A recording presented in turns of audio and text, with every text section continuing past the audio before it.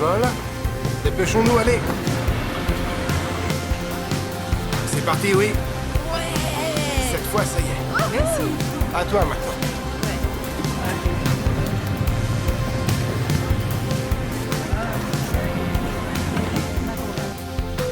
C'est peut-être le personnage historique le plus connu. Plus de 2 milliards de personnes déclarent croire en lui, un tiers de la population mondiale. C'est le personnage le plus présent dans la littérature et les arts. Time Magazine l'a nommé la personne la plus influente ayant vécu sur Terre. Mais qui est Jésus?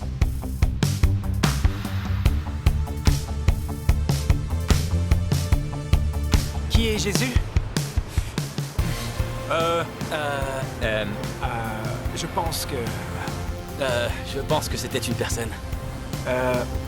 c'est le Fils de Dieu. Je ne pense pas que Jésus ait vraiment existé. Le Fils de Dieu? Pour répondre à cette question, je dirais Dieu. Il joue dans l'équipe de Chelsea.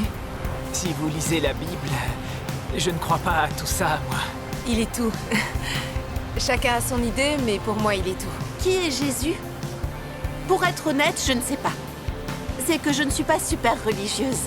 Je pense que c'est un genre de sauveur. Personnellement, je pense que Jésus était sans doute un mec extra qui vécut il y a longtemps, il donnait de bons conseils et tout s'est amplifié par la suite. Pendant une bonne partie de ma vie, je ne fus pas chrétien. J'appartiens à une longue lignée d'avocats. Mon père était avocat, ma mère était avocate, ma sœur est avocate, mon fils est inscrit au barreau, ma fille est inscrite au barreau, mes grands-parents paternels et maternels et mon oncle étaient avocats. Si nous avions eu un chat, il aurait été avocat. Mon père était juif, un juif non pratiquant qui a survécu à l'Holocauste. Dans sa famille, beaucoup y ont laissé la vie. Ma mère ne fréquentait pas les églises. Mon père se définissait agnostique. J'en ai tiré la conclusion que j'étais athée durant ma jeunesse. Et j'avais des arguments pour mon athéisme. Je ne voulais convertir personne à l'athéisme, mais ceux qui tentaient de me convertir au christianisme s'exposaient alors à entendre mes arguments sur ce sujet. Et à vrai dire, je me méfiais surtout des chrétiens, car j'en avais rencontré pendant mon année sabbatique et ils semblaient me sourire d'une manière hautement suspecte. Et lors de ma première année d'université, ma chambre était voisine de celle de mon grand ami Nicky Lee. Je l'avais averti à propos de ces chrétiens. Quoi qu'il arrive, ne les laisse pas entrer chez toi. Mais c'était trop tard. Il les avait rencontrés. Et un jour, lui et sa petite amie Scylla, maintenant sa femme, m'ont annoncé qu'ils étaient devenus chrétiens. J'étais horrifié. Pourtant, ils étaient si gentils. Je résolus alors de les aider. J'en connaissais peu sur le sujet. Je menai donc mon enquête et je trouvai une vieille Bible. Cette même nuit, je me mis à la lire en commençant par le Nouveau Testament, l'évangile de Matthieu, de Marc, de Luc et celui de Jean à moitié, lorsque je m'endormis, à 3 heures du matin. Le lendemain, je poursuivis ma lecture toute la journée, et le lendemain et le surlendemain. Et arrivé à la fin du Nouveau Testament, j'en suis venu à la conclusion que c'était vrai. Mais on ne peut pas prouver le christianisme, mathématiquement ou bien scientifiquement. La science est bien entendu importante. La science peut répondre à différentes sortes de questions. La science répond aux questions « quand » et « comment » ce monde est-il apparu. Mais elle ne peut rien dire concernant qui et pourquoi. Supposez que j'ai préparé un bon gâteau. Je le donne à un scientifique. Celui-ci sera capable de répondre aux questions « comment je l'ai fait ?» et probablement aussi « quand il a été fait ?» Mais je suis le seul qui saurait dire qui l'a préparé et aussi pourquoi. Seul le créateur du gâteau peut le faire. Moi seul peux vous dire qui l'a fait. Et vous dire pourquoi je l'ai fait. Il en va de même avec l'univers. Seul le créateur peut révéler qui a fait ce monde et pourquoi il l'a fait. Ce que proclame le christianisme, c'est que il a donné ce monde et qu'en tant que créateur, il s'est révélé à nous en la personne de Jésus. Et la preuve, bien sûr, n'est pas une preuve scientifique, car d'autres preuves peuvent être admises. Celles historiques, par exemple. Quand j'étais avocat, il m'arrivait souvent de soumettre des preuves historiques à l'examen du jury en délibération. Les jurés n'avaient rien vu de ces événements passés. Chaque fois qu'un jury prononce son verdict, c'est un pas de foi qui est basé sur des preuves. Je n'aurais pas pu devenir chrétien sans croire à l'existence de certaines preuves. Je ne voulais pas faire un saut dans le mystère de la foi. Pour moi, la foi en Jésus est un grand pas de foi basé sur de solides preuves historiques. Pourquoi commencer par Jésus, me diriez-vous? Je ne croyais même pas en Dieu. Mais j'ai finalement cru en Dieu à travers Jésus. Parce que la résurrection de Jésus suggère l'idée que notre monde fut créé et que son créateur peut être perçu à travers la loupe grossissante de Jésus. 2 millénaires avant nous, Jésus de Nazareth aurait marché dans ces rues. Mais quelles sont les preuves qu'il ait vraiment existé? Nous disposons de nombreuses preuves. Aucun véritable historien ne nierait que Jésus ait existé. Les historiens romains Tacite et Suétone ont écrit sur Jésus. Et l'historien juif du 1er siècle, Joseph, décrit Jésus comme un artisan d'œuvres merveilleuses. Il décrit également sa crucifixion et sa résurrection présumée. Il est donc possible de trouver des preuves de l'existence de Jésus en dehors du Nouveau Testament, mais la plupart d'entre elles proviennent du Nouveau Testament. Mais, objectent certains, le Nouveau Testament fut écrit il y a tellement longtemps, alors comment savoir s'il ne fut pas altéré à travers les siècles? Eh bien, si nous le savons, c'est grâce à une séance qui s'appelle la critique textuelle. La critique textuelle examine toutes les copies de documents anciens qu'aujourd'hui il est possible de consulter. Elle nous permet d'analyser l'intervalle de temps entre le document original et la copie la plus ancienne que nous avons. Et donc, plus nous avons de manuscrits et plus ils remontent loin dans le temps, plus nous pouvons être assurés de leur authenticité. Alors, comparons la Bible à d'autres textes antiques, de ceux qui sont utilisés dans de nombreuses écoles et universités. Prenons l'exemple d'Hérodote et Thucydide, deux historiens grecs qui vivaient au 5e siècle avant Jésus-Christ. Les copies les plus anciennes de leurs écrits dont nous disposons remontent au 9e siècle de notre ère, ce qui veut dire 13 siècles plus tard. Et seulement 8 copies de ces manuscrits sont arrivées jusqu'à nous. Ou aussi l'historien romain Tacite, dont la première copie nous est parvenue après un intervalle d'1 millénaire, et nous en possédons en tout 20 copies seulement.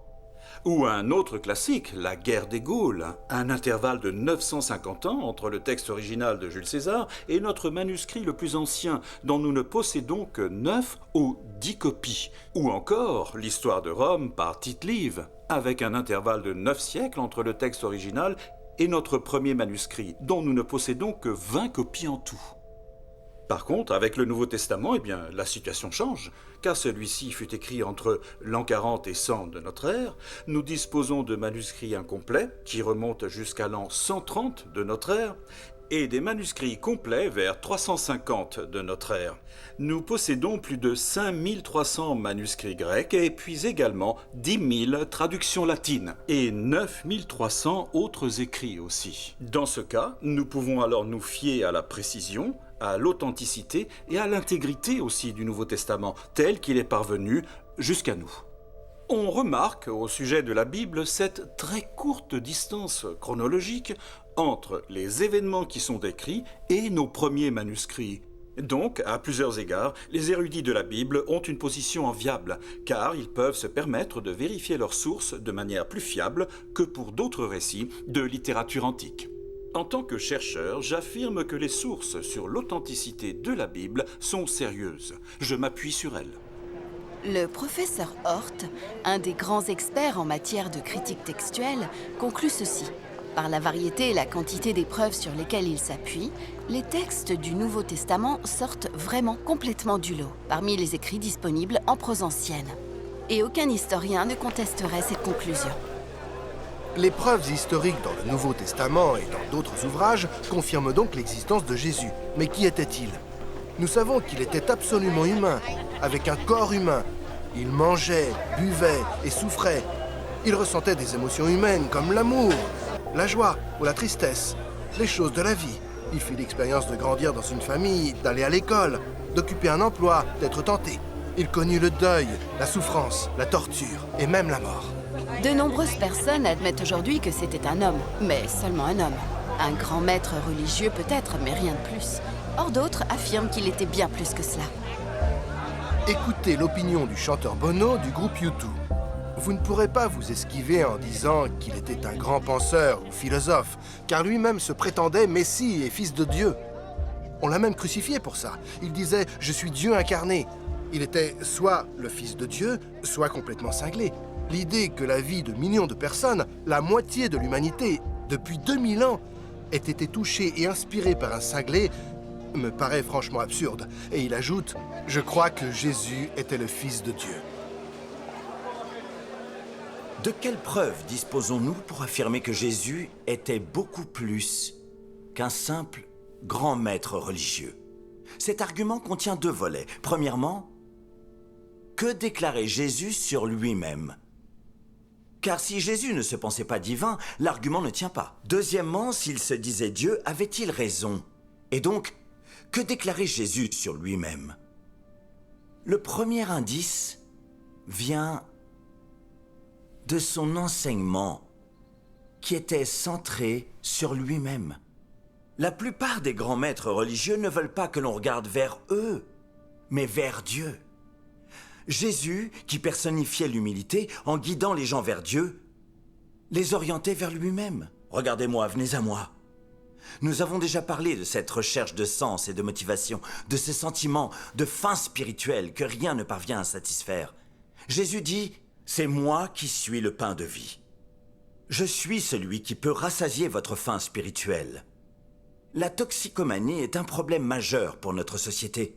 Jésus dit « Si le Fils de Dieu, c'est-à-dire lui-même, vous rend libre, vous serez réellement libre. » Pensons aussi au poids que nous portons, l'inquiétude, l'anxiété, la culpabilité, la peur. Jésus dit « Venez à moi, vous tous qui êtes fatigués et chargés, et je vous donnerai du repos. » Il dit encore « Celui qui me reçoit, reçoit Dieu. Si vous me recevez, vous recevez Dieu. Celui qui m'a vu, a vu le Père. »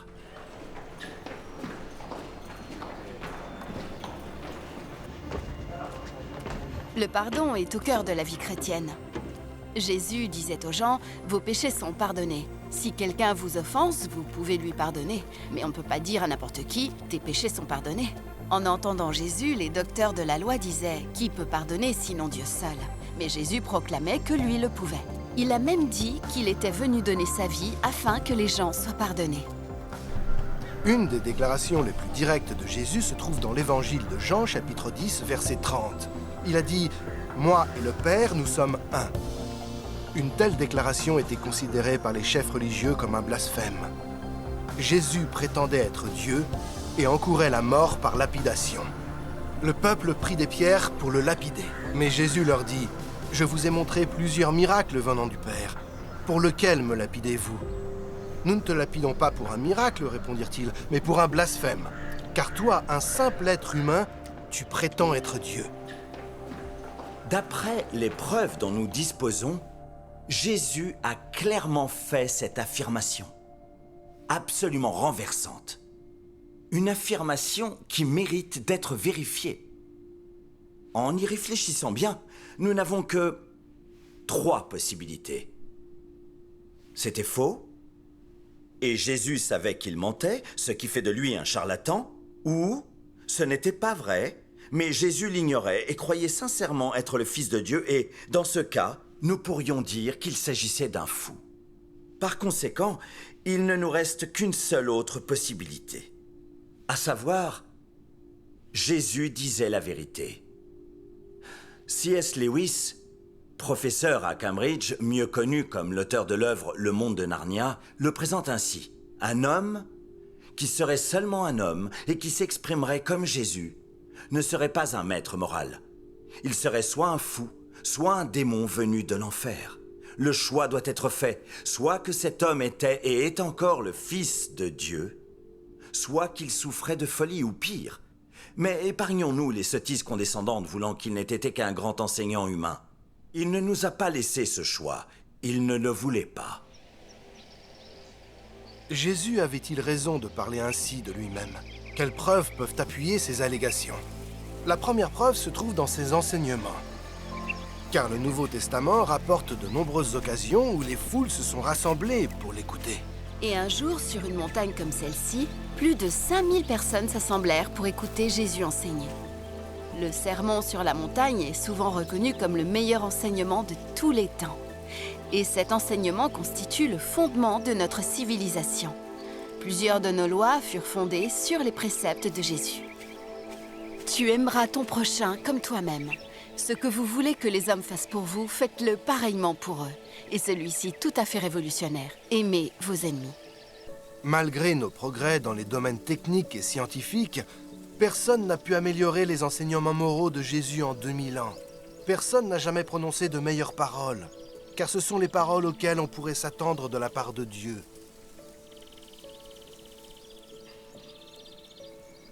Un autre aspect caractérisait la vie de Jésus, son amour pour les marginaux, nourrir les affamés, guérir les malades. Son attitude a ému des millions de gens qui ne se disaient pas chrétiens. Time Magazine le décrit comme un symbole de pureté, d'altruisme et d'amour aussi dans l'histoire de l'humanité. Aucun de ses ennemis ne pouvait lui reprocher de faute, et ses amis, eux, le disaient sans péché. Il est dit que notre vraie personnalité apparaît dans des situations extrêmes ou de souffrance. Soumis à la torture, Jésus réagit en disant « Père, pardonne-leur car ils ne savent pas ce qu'ils font. » L'accomplissement des prophéties de l'Ancien Testament en Jésus constitue une autre indication de sa divinité. Aucun autre personnage historique n'a eu autant de livres écrits sur lui avant même sa naissance. Jésus a accompli plus de 300 prophéties contenues dans l'Ancien Testament, dont 29 en une même journée. On pourrait suggérer que Jésus était un manipulateur qui, ayant déjà lu les prophéties, voulait les accomplir, afin que les gens croient qu'il était le Messie. La difficulté de cette théorie, c'est le nombre de prophéties. Et ensuite, le fait qu'il n'aurait pas pu planifier certains événements. Des prophéties concernent la manière dont il est mort, le lieu de sa sépulture et son lieu de naissance. Même le charlatan le plus habile dirait « J'aurais dû naître à Bethléem, trop tard !» Et sa victoire sur la mort constitue la preuve finale. La résurrection corporelle de Jésus est la pierre angulaire du christianisme. Et cela concerne chacun d'entre nous, parce que nous mourrons tous. C'est bien la statistique la plus évidente. Lors des funérailles, le cercueil descend dans un grand trou. Cela semble être la fin. Et c'est vrai. À moins que Jésus ne soit mort pour être inhumé et ensuite ressuscité. Dans ce cas, la mort a subi une défaite. Mais cela n'est-il qu'un conte de fées ?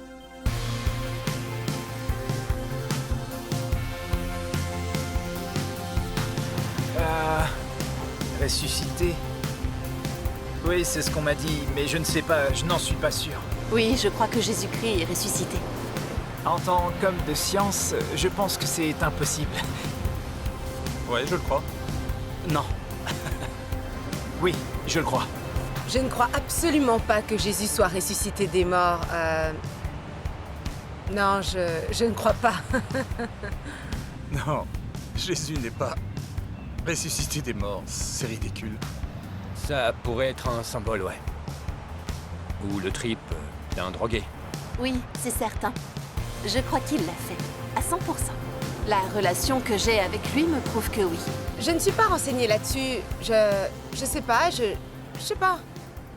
4 preuves sont proposées pour la résurrection de Jésus. La première est le tombeau vide. Personne n'a pu expliquer de manière satisfaisante pourquoi le corps de Jésus avait disparu en ce premier jour de Pâques. On a entendu plusieurs suppositions. Par exemple, que le corps aurait pu être dérobé par les autorités. Mais dans ce cas, elle l'aurait exposé quand certains commencèrent à dire qu'il était ressuscité. Ou peut-être que des voleurs avaient pris le corps. Mais quand les disciples entendirent que Jésus avait été vu, ils coururent au tombeau. Celui-ci n'était pas complètement vide.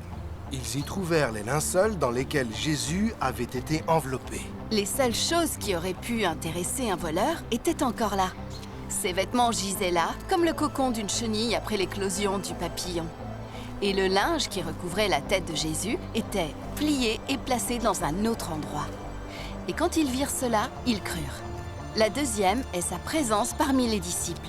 Les gens ont vu Jésus dans au moins 11 occasions. Durant l'une d'elles, on compta environ 500 personnes. Certains disent qu'il ne s'agissait que d'une hallucination. Les hallucinations se produisent chez les personnes très perturbées ou alors très imaginatives, ou bien malades ou droguées. Mais les disciples n'entrent pas dans ces catégories. On y trouve des incrédules comme Thomas, des pêcheurs professionnels, des collecteurs d'impôts, et eux n'hallucinent jamais. La troisième preuve est la véritable transformation qui a eu lieu parmi les disciples. C'était devenu un groupe où chacun se sentait désabusé, désespéré, car le maître était mort. Et soudainement, ils furent transformés. Ils se mirent à dire « Nous avons vu Jésus, il est vivant !» Et ils l'ont fait savoir autour d'eux. Et plus tard, presque tous furent décimés, crucifiés, torturés, décapités à cause de leur nouvelle foi. Pour sauver leur peau, il leur suffisait de dire « Non, non, ce n'est pas vrai, j'ai menti !» Mais ils ne l'ont pas fait, parce qu'ils savaient que c'était vrai. Cela a totalement transformé leur vie, et cela a engendré un extraordinaire mouvement qui s'est étendu dans le monde entier. Et ce mouvement fut sans précédent dans toute l'histoire de l'humanité. Quatrièmement, il persiste encore aujourd'hui. On compte plus de 2,3 milliards de chrétiens dans le monde, de chaque ethnicité, continent, nationalité, contexte économique, social ou intellectuel. Ils témoignent de cette rencontre avec le Christ ressuscité.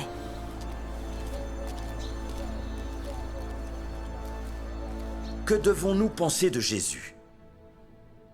Il me semble clair que Jésus déclarait réellement être un homme possédant une identité divine. Si nous considérons les informations sur ses préceptes, sa vie, son caractère, l'accomplissement des prophéties, sa résurrection, dire que c'était un fou ou un charlatan me semble absurde, illogique et à vrai dire invraisemblable. Par contre, elles nous fournissent des preuves très importantes pour confirmer que ce que Jésus affirmait sur lui était vrai. Après avoir examiné ces preuves, quand j'ai lu le Nouveau Testament, j'en ai conclu que c'était vrai. Je ne voulais pas devenir chrétien, parce que j'étais persuadé que si je devenais chrétien, je serais malheureux pendant toute ma vie, donc j'ai tenté de reporter ma décision de devenir chrétien jusqu'à mon lit de mort. Mais je réalisais qu'intellectuellement, ce n'était pas honnête. Alors, bien malgré moi, j'ai fini par dire « Ok ». Oui. Et à ce moment-là, je me souviens encore du moment précis où cette conviction ancrée dans ma tête, cette conviction rejoignit mon cœur, découvrant l'expérience de cette forte relation avec Jésus. En découvrant ce que j'avais inconsciemment recherché tout au long de mon existence. Quelque chose qui donnait un vrai but et un sens précis à ma vie, mais c'était le dernier endroit où j'aurais imaginé les découvrir. J'ai su, à ce moment-là, que ce que Jésus disait était vrai. Je suis venu afin que vous ayez la vie, et la vie en abondance. Oui, c'est la vérité. Dieu a voulu se révéler lui-même en Jésus. Jésus est vraiment celui qu'il proclame. Jésus est réellement ressuscité. Il y a un espoir après cette vie et un espoir pendant cette vie. Maintenant, dans cette vie, dans notre rencontre avec Jésus, nous trouvons la vie. Et la vie en abondance.